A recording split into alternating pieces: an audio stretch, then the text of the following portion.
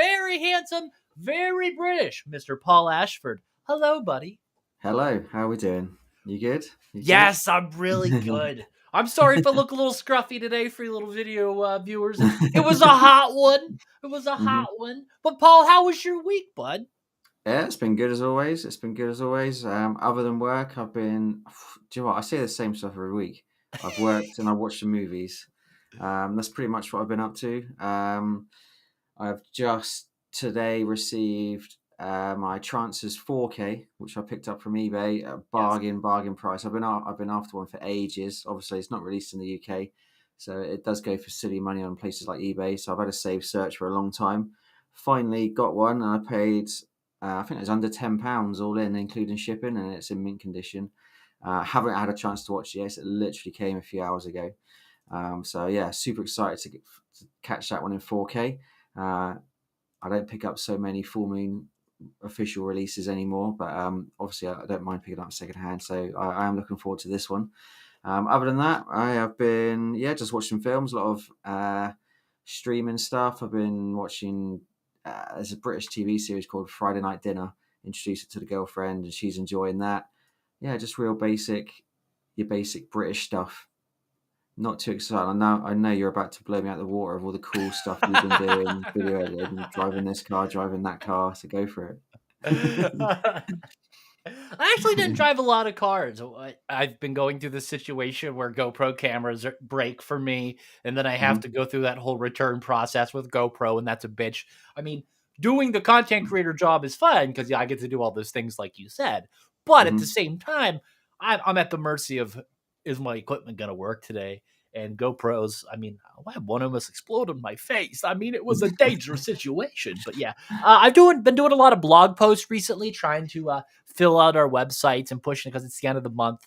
We're just kind of hold out with this month's sales and then move on to next month with the new specials and start fresh again. But I'll probably be doing commercials and stuff going into next month, keeping things busy. But Vinegar Syndrome came in for me this week. I got Last Embrace, Thieves Like Us, and Joyride from the Cinemagraph label. I got Paul Walker. Yes, Paul Walker it's not that Joyride. Scarlet Diva. Nice. A Heart of Love and Devil Times 5. I'm excited to check these out. It's different. Especially the one, some foreign films in there. That A Heart of Love one is definitely a different purchase for me. It looks not horror related or nothing like that. So maybe it might turn into that. Who knows? I don't know. I blind buy shit constantly. Anyway, I've been excited to talk about this week's film because it's a movie that I blind bought and then was like, holy shit, this is incredible. More people need to talk about this. And hopefully you felt the same way. And that film, of course, that we're talking about is 2021's Knocking, directed by Frida Kempf. That movie was released by Yellow Veil Pictures on the Vinegar Syndrome sublabel. Awesome release. I have it in the background there. Nope, it's actually in the other room, so I can't go show it to you guys without having to leave the room. It's a great release, though. It's super well done. Not a lot of special features. Actually, there's none at all. But the menu's cool. Yeah. Menu. Not even a trailer on there. No, nothing like that. It's interesting. There's really not much about this film online at all. No, I think it's kind of like that other movie we did, Chasing Sleep. It exists, it's out there, and it's a good time. That name. Yes, hopefully nothing bad happens now. But it was written by Emma Brostrom, based on a story by Johan Theron, starring Cecilia Milako as Molly, Albin Grenholm as Per, Ville Varanten as Kaj, Krister Kern as Peter, Alexander Salzberger as Atif, Charlotta Ackerblom as Judith. Those are Swedish names. I apologize to everyone that I murdered there. Paul, would you like to read that sexy plot? Yeah. So, Molly lives in a psychiatric ward after surviving a traumatic breakdown. Feeling like she's reached a point of recovery, she asks a doctor to return to the outside world. Blinkingly, she steps out into the busy streets and packed train of Sweden. She re-establishes her home in a new apartment and tries to remember her daily habits away from the scheduled and supervised life at the ward. She meets a live-in superintendent, Peter, and a stern-faced neighbor, Kaj, just upstairs. Then she becomes obsessed with an incessant knocking sound. Goes door to door to find the source of the noise, which is correct to include sobbing and crying. Is the heat getting to Molly, or is she the only one who hears the cries of a woman in danger? As the neighbors turn into suspects, Molly searches for answers, even as no one believes her. Dun, dun, dun! Yeah. So, what'd you think, Paul? Yeah. Um, yeah, it's different, man. It's Yeah. different. I enjoyed it. I Good. enjoyed it. I watched it twice. It's In a a good matter hour in a 20. matter of Like few it. days. Oh yeah, you know, I love the running time. I'm Yeah. quite a fan of shorter films. So yeah, hour and 20 long. Um, Man, I started watching it and I was like, "Oh my god, this is gonna be another sleepless or Chasing Sleep Yeah. style movie." I was like, "Oh my god, this is like I could feel me being drained," but it's actually a bit of a different vibe, this one, because Yes. it is it is A very little dark. bit more frantic and anxiety. You know what I Yeah. mean? Yeah, Like, yeah. because there's more energy in her than there Mhm. is in the other movie we mentioned. Yeah. And it's more kind of all about her, Hmm. about Molly. Like, is she is she crazy? Is she recovered? Is it her that's it's almost like the emphasis is all on her rather than the other movie. It's kind of like you feel like you're in the apartment with him. Hmm. This one is more about it's all about her. And it's almost not it's almost a bit of a mystery she's like she almost becomes a detective trying to find out where this Yeah. knocking's coming from. She's going door to door. You kind of want her to find out what's going on. It ends up kind of like we're following this woman around trying to find out solve a mystery, almost a bit Scooby Doo maybe. Um, yeah, I enjoyed it and complete. And you said I didn't realize you went in blind to it as well when you first saw this film. So I went in blind. Other than you telling me it's really good and we're gonna watch it. I didn't even watch the trailer before I watched this one. So yeah, complete blind. And yeah, I really enjoyed it. Good. It was very cleverly done. Obviously, cinematography and all that was brilliant. I Oh, love the so use of good. lighting because obviously a lot of the film is in the dark.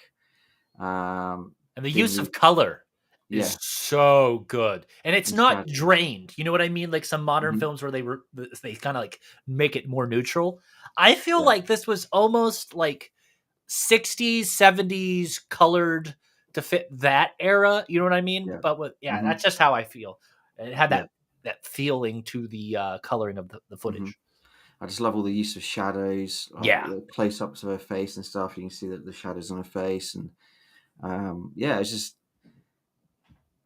it's sort of film where not much happens as well. Even though it's an hour and 20 long, it's like it's not like there's it's not. Oh my and god, how good are those top down views? When yeah, she's on the really wall. good. Uh Oh, it's so good. huh. I love it.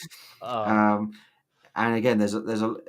I said this in quite a few different watch. It's kind of open to interpretation. How you think, what if you imagine what's going on. I mean, there's a lot of scenes in this where I'm like, you're interpreting because you don't really know. I don't think enough. is this a side effect of her mental health, or Yeah, is this, oh my god, somebody's trapped somewhere in this building? yeah, And it's like a game between those two parallels. The whole hmm movie yeah. is, hey, I'm still recovering from this traumatic event, which we really never really understand, No, never. That's what it just and doesn't. going through this other thing that's re-traumatizing me and putting me in this situation where I might have to go back to where Hmm. I just came from. And Yeah, it balanced so well. And by the end of the movie, when things start to make sense, the whole movie then makes sense. And I love that because it's linear, but it's paced to be non-linear because of the way she sees things, because of her health. It's great. It's did great. it make sense though? Did it I make think sense? it did. Yeah, because like you said, nothing's ever really explained in this film. No, I'm not saying that's a bad thing or a good Mhm. thing. It's just nothing's explained. So the film starts off with one of your overhead pan shots you Yes. like, but it's a beach, isn't it? It's a Yes. beach. All these people laying on the beach on the sand, and it cuts to her, and she's led there with who you presume is her girlfriend or a friend, another female. I Um, assume that that's her, yeah, her yeah, girlfriend or yeah, her yeah, I'm lover or assuming it's a whatever. girlfriend, lover. Yeah. Yeah, and they're just there, led there, and she's sleeping, and she wakes up. The friend wakes her up and goes, I'm just going for a swim or something like that. And she's okay, and she's like, oh, you're falling asleep again, weren't you? And that was it. And then she walks off, Mhm. and that's it. The next thing, it kind of doesn't black out, and the next scene is Molly in a psychiatric ward, Mhm. and then she's being interviewed by the doctor, isn't she? And there's just that weird bit as well, where she's sat there being interviewed, and there's someone like shining a CD. I presume it's Yeah. another patient shining a Yeah, light he's into like her eyes. he's got it. Just He's like, just like, "Hey, yeah. how you doing?" So it's like real jolting from like a real nice summer little beach scene, real brightly lit. Suddenly you're in this horrible The grey dark transitions are so great. transition. Yeah, Yeah. um, yeah, and the film kind of goes from there, and left guessing all the time, Mhm. which I'm not saying is a bad thing, but it's just like, okay, you're just trying to pick up and guess what's going on for a lot of the time. She's having like a real basic conversation with her doctor. He's letting her go. He's letting her leave, and she leaves the ward and goes to this real horrible looking apartment. It's Oh, it's yeah. like a multi-story. I just call them council flats. You see them in the UK like a stack, like a, I don't know what you call them in America, like a skyscraper. It's like a skyscraper. I don't know. Is that what you say? Yeah. Yeah. Apartment block, Yeah. real Apartment tall. complex, what's we call Yeah, them yeah. here. Yeah. And it said Peter, who's the first guy she meets. He's like a superintendent. I guess he's like that's the Swedish name for someone that looks Really after the odd building. fellow, Yeah, constantly leaving, going out for these, what does he call them? Trial runs or whatever? He yeah, times himself running or something like that. right, yeah, That's why he says he's leaving all the time. yeah, yeah. Uh, and he shows up at odd times, Hmm. and his character doesn't make sense, like I said, till the end. No. And then it's just like, oh, that's why that guy is like fucking odd, and they're doing weird shit. And I'll explain Right. that as well, what I think Well, all of this is. I'm just But guessing what I think you think then, because it didn't make sense to me. But now I'm guessing what you're thinking. He is involved at the end. yeah, We'll get to that. he is what she was looking for, but he was gaslighting her the whole time because Right. he knew, because she was a superintendent, Hmm. she came there from like a state thing. Yeah.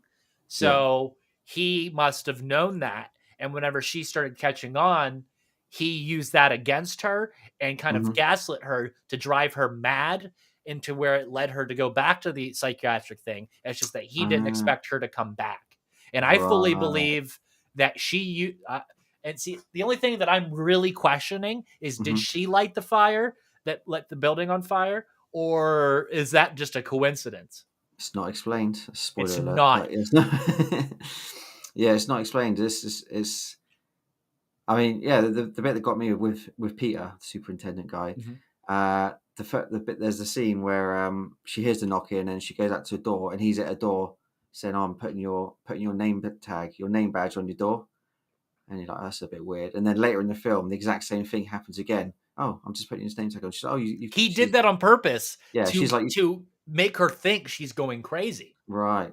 So I thought, oh, she's obviously going crazy, or is And she? it doesn't make sense at the end. Like, why would he do that? But if he's Yeah. trying to cover up the fact that spoiler alert, we're 14 minutes into this podcast, Hmm. that there's a person chained to his fucking wall somewhere in his apartment.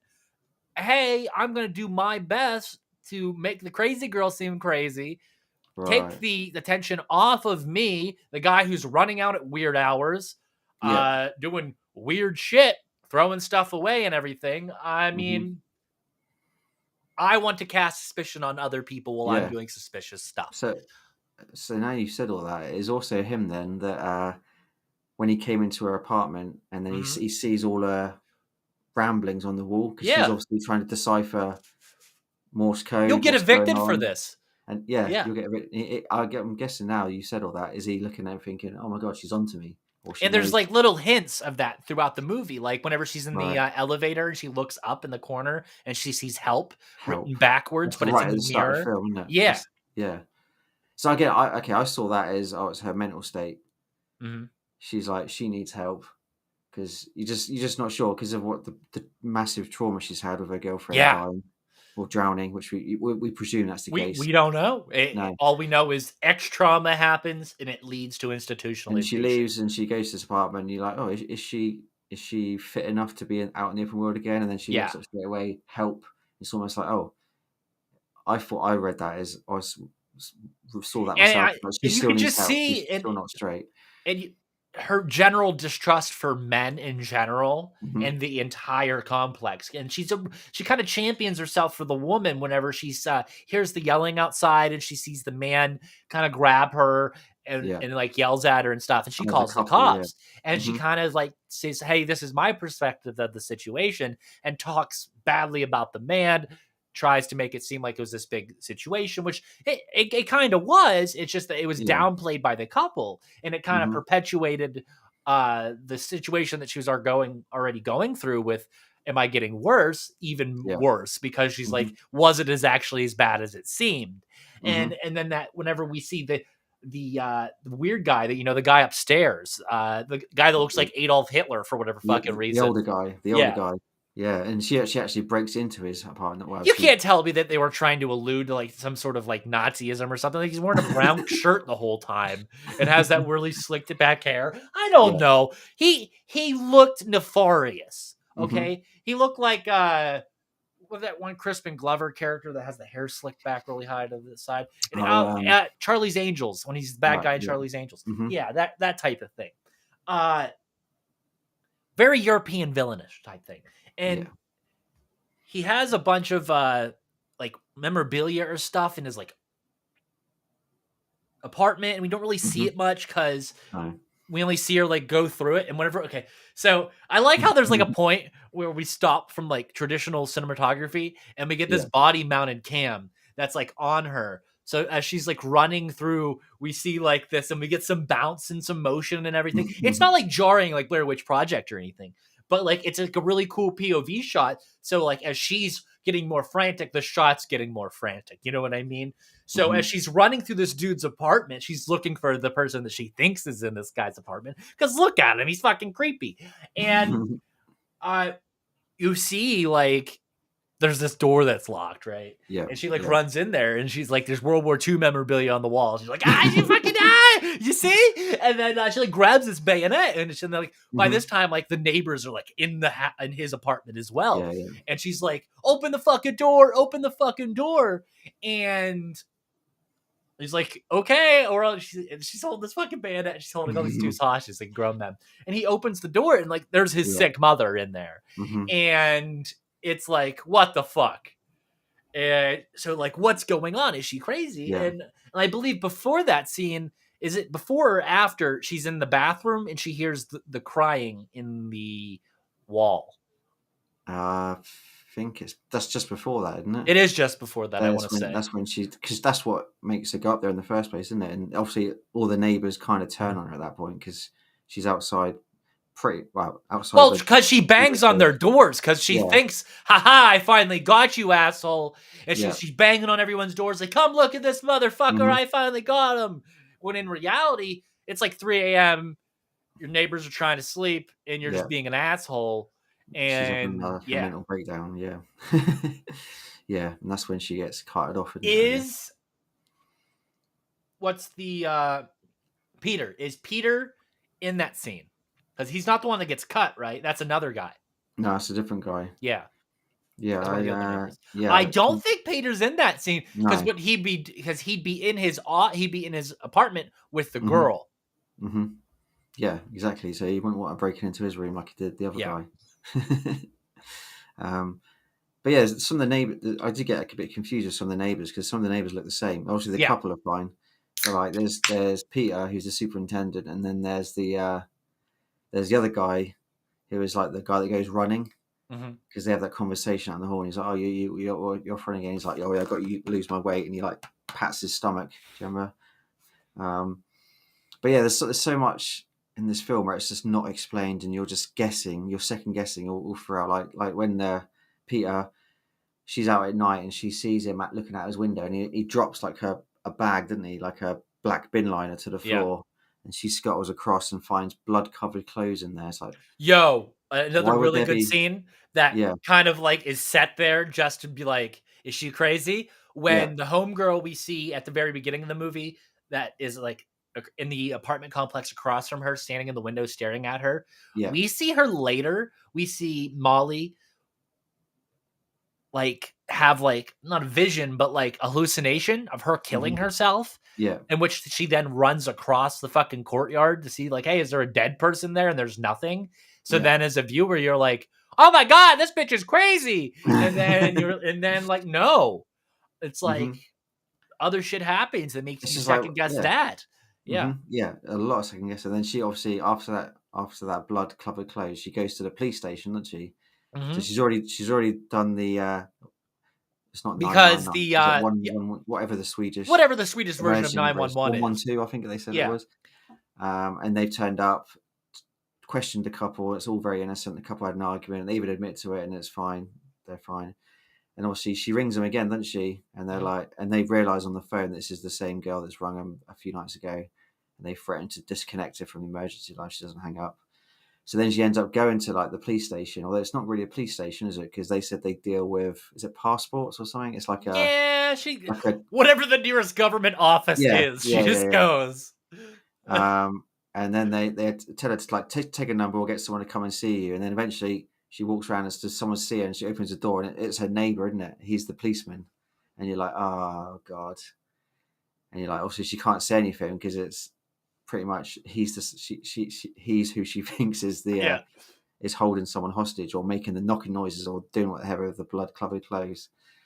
So again, that scene is like, is she imagining this, or is this actually really happening? It's like, so she can't go to the police, she can't ring this number. What can she do, kind of thing? And yeah, she's again. It's like, is she going crazy again? Is she imagining? You just don't know. It's a You don't good know. paranoia story. Like it Yeah, just you feel her just the whole movie getting worse and worse. yeah, yeah. You see But it what? on her face, you see it in her body movements, Hmm. you see it in her restless sleep. It's great. This Yeah, actress needs to be in more stuff. And I haven't really done a deep dive in Cecilia at all. no, Have you looked into her anymore? no, no, not at all. Like I said, this film was a whole new thing for me. So I didn't. I Mhm. went in blind to this. So I don't know what they've done. I think was this not the director's first? Is Frida Kemp's first film? I think I read. And First feature. first feature, yeah, first feature movie. And I know it premiered at Fright Fest in the UK in 2021, and Mhm. it was also at Sundance the same year. So, how does that work? How do you get your first ever feature at festivals like that straight away? That must I be some good. believe that because of the director's extensive short film work prior, he already had Okay, an established name from right. that. So he Mhm. was able to use that to get in, like, hey, here's my Mhm. first feature film. You know what my shorts are like. Check this Yeah. out. Because he also Mhm. did a movie with Cecilia called Dear Kid, that is a short film about this mother who suspects that the swim coach at her school is a pedo and tries to prove it. So it's another like in that thing of like, hey, it's this woman Right. trying to prove type Yeah. of Yeah. thing. Yeah. Mhm. So yeah, it's interesting. Yeah. There's yeah, there's so many weird scenes, bits that happen in this film. So there's the scene when she's having a cigarette on a banister, and like Oh yes. a little bird just flies up, like real high story apartment building. Little bird just flies up, and it's like trying to stand on the banister, and it keeps slipping away. It's just like it's just a What do you strange think that scene. meant? Focus on. I don't know.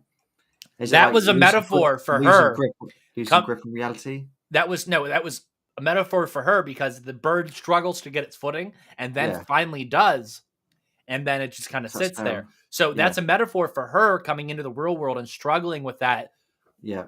and then finally getting her footing. And But then the bird getting the bird spoiler dies, alert. right?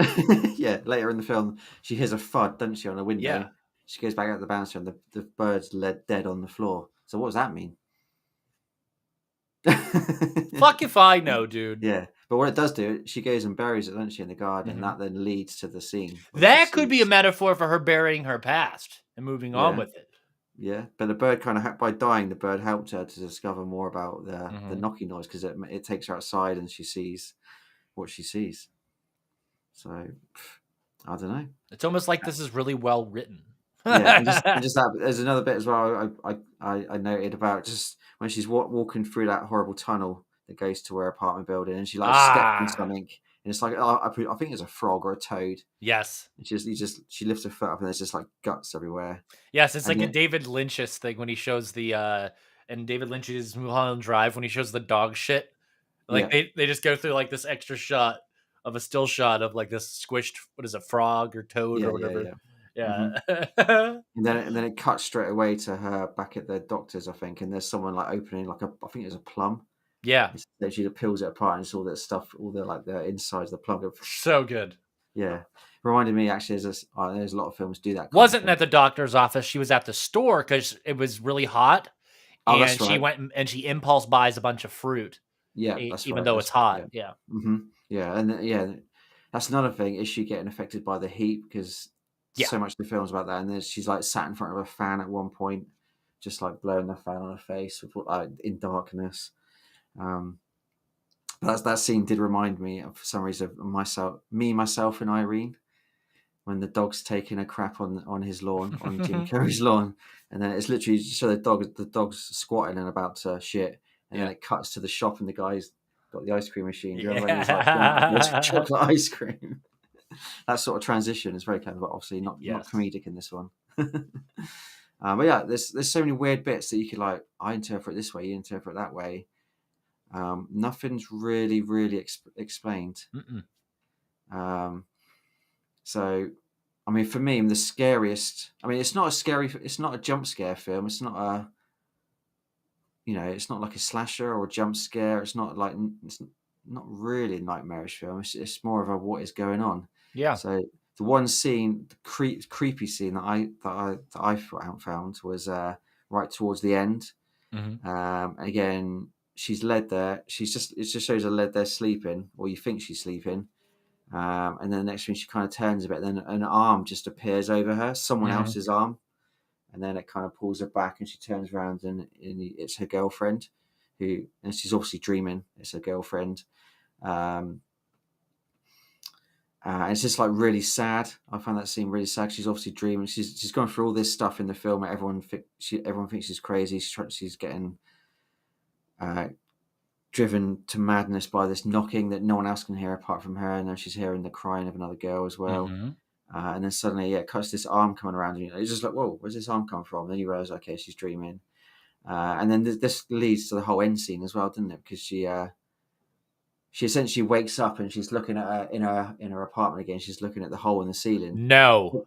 This Mm. is after she escapes the mental institution by simply just walking out in the middle of the night. Yeah. Because after she goes to the dude's house and takes the big net and asks to open the door and all that stuff, she gets hmm arrested. Not kind of arrested, and she's given an Sent opportunity to go back. back to Yeah. institution or get arrested for this event. She goes back to hmm institution, and then she kind of like wakes up in the hmm institution, and it's kind of like a mirrored shot of what we see when she's at the house, and she hears knocking while she's there, which wakes her up, Yeah. which is just like, yeah. And we just see her leave. Like she just kind of like gets up and walks out, and which is crazy in and of itself. And we see her walking hmm down the street, and Oh then she yeah, walks I'm the the point whole about way home, and uh, she goes back into her apartment, that. and she light a candle. What does she do with the lighter? She does something with the lighter. I can't remember now. You got me there. She does something that with fire that maybe Oh, allude. Yes, this is why you're thinking the fire was yes, caused by her. because when she lays down, I she looks I didn't up get that. and the No. fire comes from the Yeah, ceiling above her, yeah. which I don't know if But that's her first of all, it's perspective. blood. First of all, it's blood, isn't it? It's like flowing blood, isn't it? Yeah, there's a pool of blood that Yeah, slowly gets bigger and starts to drip on her. yeah. And then Yeah, suddenly it turns into fire. yeah, But then like the whole ceiling's good, and she's just led there watching it. Is it also not that scene as well? It is that scene because the dripping blood is on her face, isn't it? hmm But then there's like a real flash scene of like a fox, and I was like, what is that? yeah, Do you know? It's like almost like she's looking at a TV screen because it's yeah, like a different. I was like, what is that about? It's like a fox growling, and suddenly she's got blood on her face, and then suddenly there's a fire, and it's just like it just all happens in little, and you're like, what's going on? And suddenly a big fire breaks out, and then the next thing you know, she's being rescued, isn't she, by firemen? But she's kind of unconscious, or you think she's unconscious as she's still with it, She's listening and to the radio. yeah, that's Yeah. yeah. Well, it's like I thought it was like she can hear the firemen talking to each other through their radios, can't she, Yeah. through their headsets? Um, and then it plays out to this whole twist ending, which you kind of gave away already. Yeah. 14 minutes into uh, the show. yeah, but again, is it the real ending? Because like, well, okay, that's interesting. You said about you think she started the fire. I didn't catch that myself. I just thought there was a Well, general she fire. started it as a way to flush everybody out and Yeah, force well, that people kind to of go makes look, and sense. then people to go in and look for her, Yeah. you know? So, yeah, so you hear from the conversations the firemen are having on their radios. No, you're right. It is a radio station because there's like a news reporter, isn't there?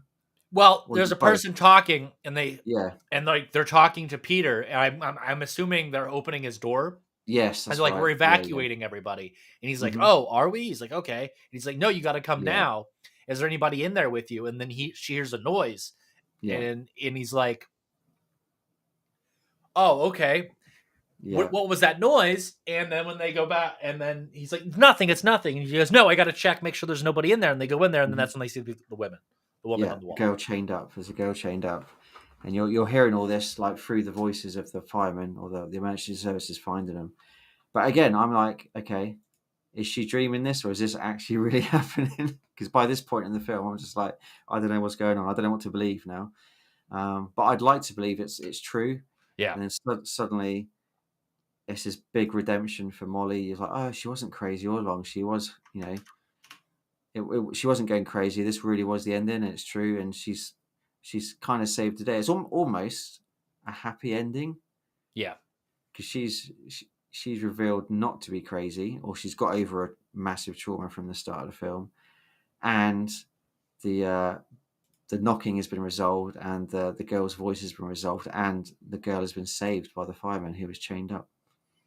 yeah. So, kind of a happy ending after all the stuff we I go through in think the so. film. I think as if we upon like rewatches and stuff, maybe Yeah, we'll uncover more of what some of the symbolism is. But there's a yeah, lot of it in there, and I think uh-huh. that that's what makes this film so special. Is because with repeat viewings, you're able to see more stuff, and you see some of the layers that this film has, and Yeah, it's it's so cool, and hmm, it's something that you wouldn't see come from an American style filmmaker. It's no, totally itself, and I love it because it takes you to this location, to this apartment building, makes you claustrophobic. Is the aspect ratio weird on this too? Right? yeah. So Yeah, I watched it on Amazon Prime, yeah. and I had borders either side of the screen rather than So it across. feels claustrophobic Yeah, from the whole very beginning to throughout the whole movie. So hmm, it gives you that it's almost like the whale, where you are given this location and you have to operate within that location for the yeah, entire movie. It's just in this one we see it's majority her apartment, and then on the occasion she goes outside, but it's hmm, still within the apartment complex, like in the courtyard, and then she goes and runs through the hallways and stuff. So I yeah, like how we're kind of allowed to thoroughly explore this location, and it's always from like her perspective, which makes it hmm, even more magical because like I said, she's constantly having these moments where she's hallucinating or hearing things from the person that's upstairs. So it's like it's a film where something's always happening and it's paced well. It always keeps you guessing what's going to happen next. Is she crazy? And I like that. And like we hmm, mentioned, it's an hour 20 minutes long. yeah. It It doesn't feels longer. overstay.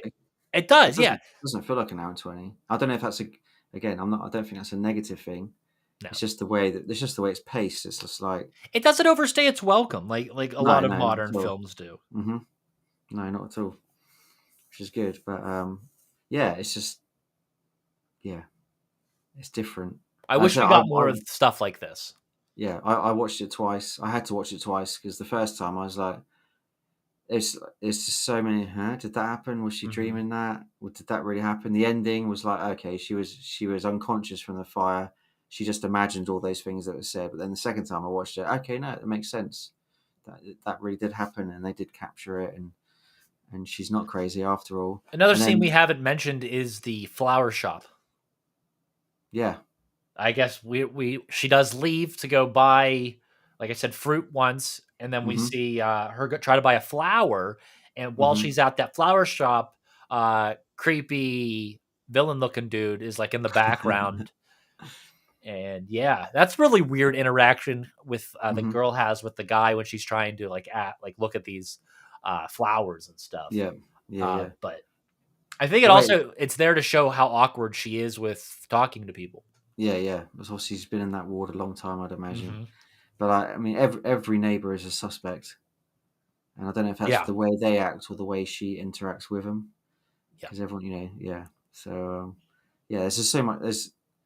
There's not a lot going on, but there is so much going on in your mind. Thinking, okay, is this real? Is he imagining it? Okay, like the first time I watched it, and there was the two neighbors that had the quarrel, the argument, and Yeah. the girl tries to run off, and the guy captures her and brings her back in. That looked really suspect. But on the rewatch, obviously knowing what they said to the police on the second time I watched it, it was like it seemed like innocent. It's like, oh yeah, there was nothing going on. It's almost like I was imagining it. I was, my own thoughts were like, no, no, that guy's definitely doing something And I again. got the feeling that the police was aware that she was mentally unstable whenever they sat down and was talking to her to kind of get a hmm feeling.